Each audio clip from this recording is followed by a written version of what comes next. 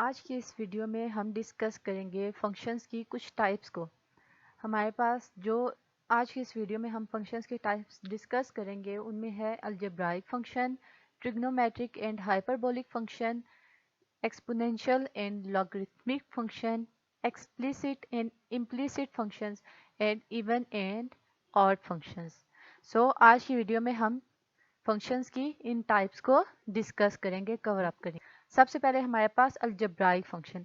Algebraic function basically हमारे पास एक ऐसा फंक्शन होता है जिसमें के अलजेब्राइक एक्सप्रेशन जो है वो यूज हो रहा होता है।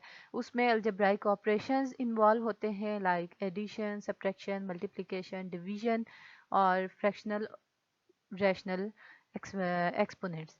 तो ऐसा फंक्शन जिसमें के हमारे पास अलजेब्राइक एक्सप्रेशंस बेसिकली हमारे पास जो है ना वो यूज हो, इन्वॉल्व हो रहे हो, तो वो हमारे पास वो फंक्शन हमारे पास अलजेब्राइक फंक्शन होता है। For example F of x is equal to 1/x+1। तो यहाँ पे अगर हम देखें तो ये हमारे पास 1/x+1 हमारे पास एक अलजेब्राइक एक्सप्रेशन है जिसमें कि आगे हमारे पास रैशनल एक्सप्रेशन होता है टाइप, वो यहाँ पे यूज हो रही है। तो मीन्स ये हमारे पास एक अलजेब्राइक फंक्शन है। सेकेंड हमारे पास f of x is equal to x² + 1। तो ये भी हमारे पास एक अलजेब्राइक एक्सप्रेशन है जिसमें कि हमारे पास अलजेब्राइक ऑपरेशन भी यूज हो रहे हैं, वेरिएबल्स भी यूज हो रहे हैं, एक्सपोनेंट भी यूज हो रहे हैं और कॉन्स्टेंट्स भी यूज हो रहे हैं। तो ये हमारे पास है अलजेब्राइक फंक्शन। नेक्स्ट अब हमारे पास है trigonometric functions and hyperbolic function. So basically trigonometric function जो है वो हमारे पास हमने इन अदर वर्ड्स हम कहते हैं ये हमारे पास सर्कुलर फंक्शंस होते हैं, एंगल फंक्शंस होते हैं और जियोमेट्रिक फंक्शंस होते हैं। जब हम ट्रिग्नोमेट्रिक फंक्शंस को हम बेसिकली राइट एंगल ट्राइंगल के थ्रू ही हम उसे डिस्कस करते हैं। उसमें हम जो एंगल लेते हैं उसे हम राइट एंगल ट्राइंगल की जो बाकी दोनों साइड्स की लेंथ होती है उसके साथ रेशियो में डिस्कस करते हैं। हमारे पास जो मोस्ट कॉमन हम जो कह सकते हैं या मोस्ट वाइडली यूज जो हमारे पास होते हैं ट्रिग्नोमेट्रिक फंक्शंस वो होते हैं साइन, कोसाइन एंड टेंजेंट।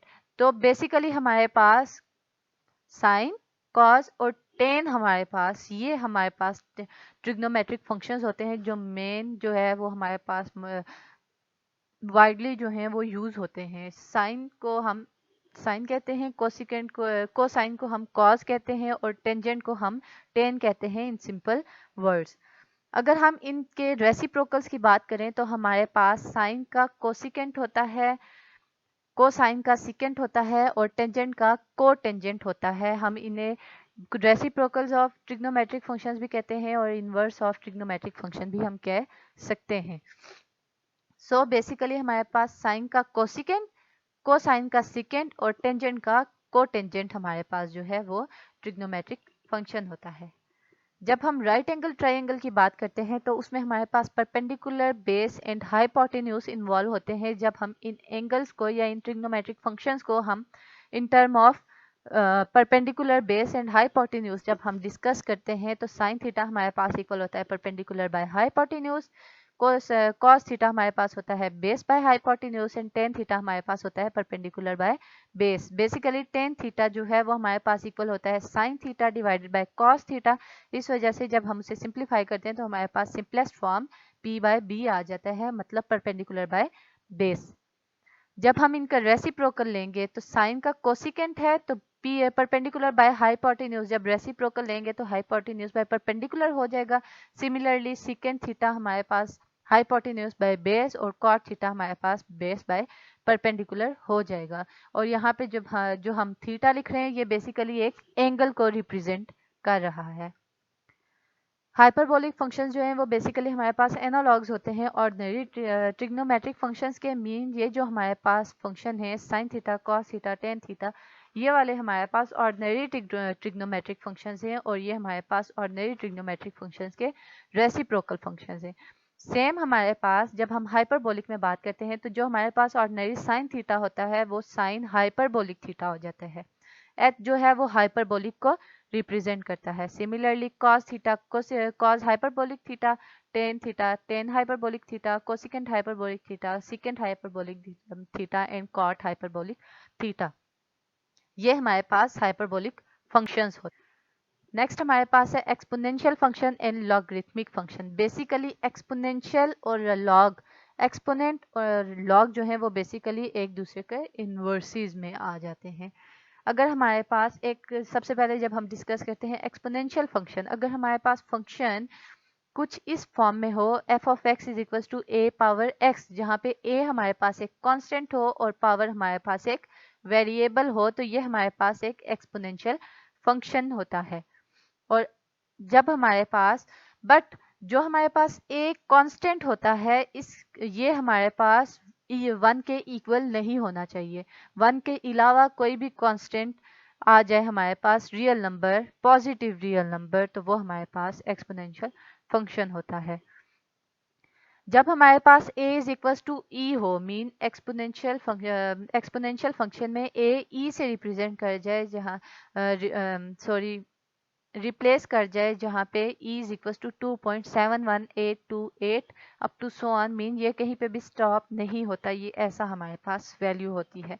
तो ये फंक्शन हमारे पास नेचुरल एक्सपोनेंशियल फंक्शन है, और बेसिकली हम इसे एक्सपोनेंशियल फंक्शन ही कहते हैं।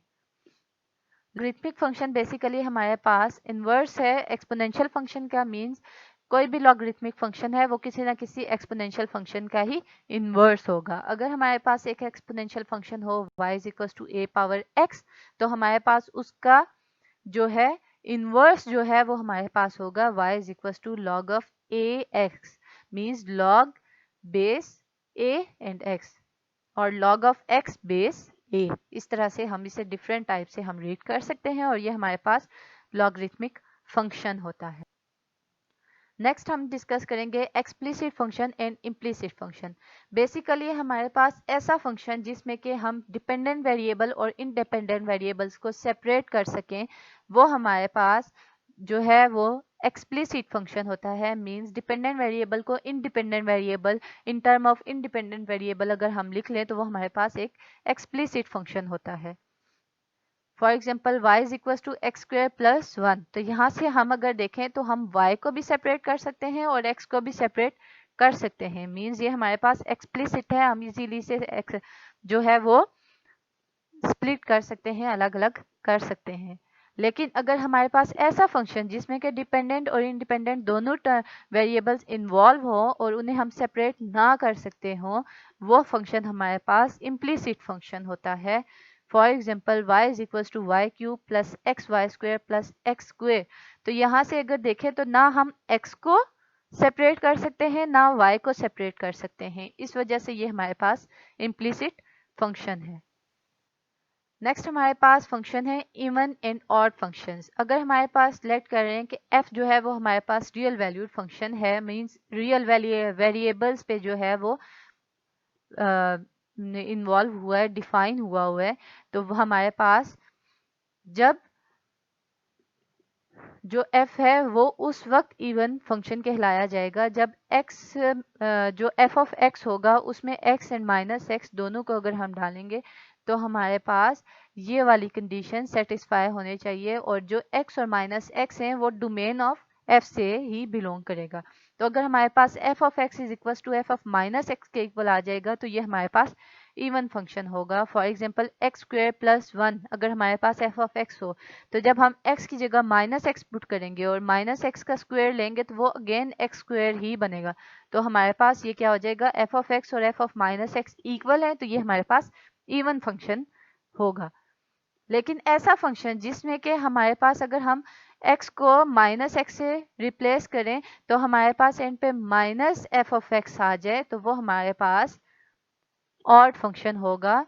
For example f of x is equal to x cube plus x, तो जब हम इसमें माइनस x डालेंगे तो minus x whole cube is equal to minus x cube plus x की जगह माइनस x डालें तो minus x cube minus x हो जाएगा, जिसमें से माइनस कॉमन लेने के बाद x minus into x cube plus x हो जाएगा f ऑफ माइनस x, तो वो हमारे पास ऑड फंक्शन होगा। यहाँ पे हम माइनस पुट करेंगे तो तो इस तरह से ये हमारे पास होंगे। और ऐसा फंक्शन जिसमें के ना हमारे पास वो f of x is equal to f of minus x के इक्वल हो और ना ही f of minus x is equal to minus f of x के इक्वल हो, मीन उसमें से नेगेटिव सेपरेट नहीं हो सकता और बीच में फंक्शन चेंज हो रहा है, तो वो हमारे पास होगा nor even, neither even nor odd function.